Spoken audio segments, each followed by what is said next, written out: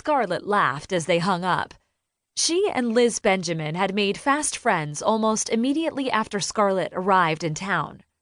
Her father, Ben Benjamin, served as one of the race officials and always had the best access to insider events like the Miners' and Trappers' Ball.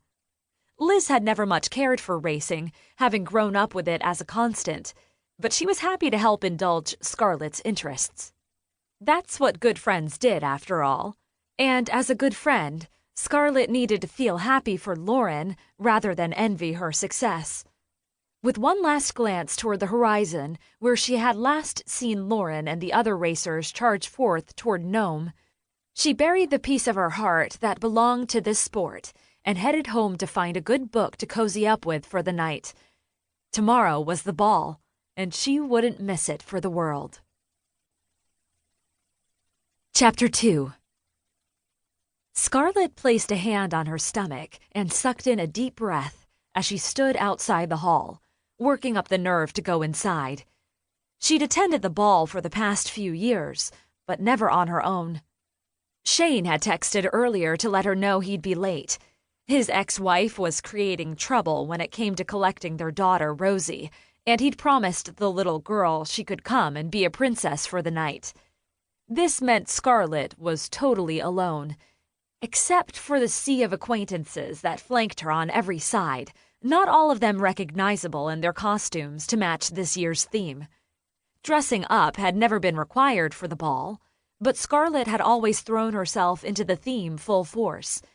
Last year, they'd gone as glammed-up lumberjacks, and the year before they arrived dressed in homage to Buzz Winkle, the local troublemaking moose. Oh, the compliments they'd received that time. For tonight, they had planned sexy Yeti costumes. Scarlett's was far more modest than Liz's, but she still felt awkward about arriving alone in such a bold getup. Instead, she'd opted for a floor-length formal gown she had worn as a bridesmaid a few years back. She inhaled another deep breath as she reached into her tiny clutch purse and pulled out her hulking iPhone. Activating selfie mode, she checked her makeup and hair, both of which were definitely overdone upon second glance.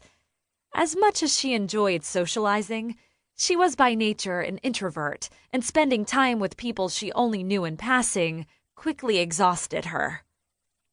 Breathe in. She held the air inside her lungs as she broke through the throngs at the entry and into the main event. She let her breath out again once she'd confirmed that everyone's eyes hadn't drifted toward and then stayed with her. Silly to think that everyone would stop enjoying themselves to stare her way, but that kind of thing often happened in books, so it felt like a real enough possibility. Just in case, she took a slow, sweeping view of the hall, only to notice that her fears were not entirely unfounded. In the far corner, she spotted an unfamiliar face fixed intently on her. Scarlett didn't recognize him, despite her obsession with the sport and general familiarity with his players, and she doubted he recognized her. No, if she'd met this man before, she would certainly remember. Everything about him had obviously been arranged to leave an impression. His dark hair was heavily styled into a sleek wave above his forehead. The tuxedo he wore was meticulously pressed and perfectly matched the shoes that shone proudly on his feet. The plaid kerchief, tucked into his pocket, was the only indication he'd considered the night's northern theme. Scarlett felt like a fish out of water as she glanced down at her dark purple gown with faux jewels laid boldly along the neckline. She'd worked her white blonde hair into a French twist and borrowed a pair of big dangly chandelier earrings to go with it. And the stranger's eyes were still on her. She felt them as she walked toward the open bar and requested a lime and seltzer.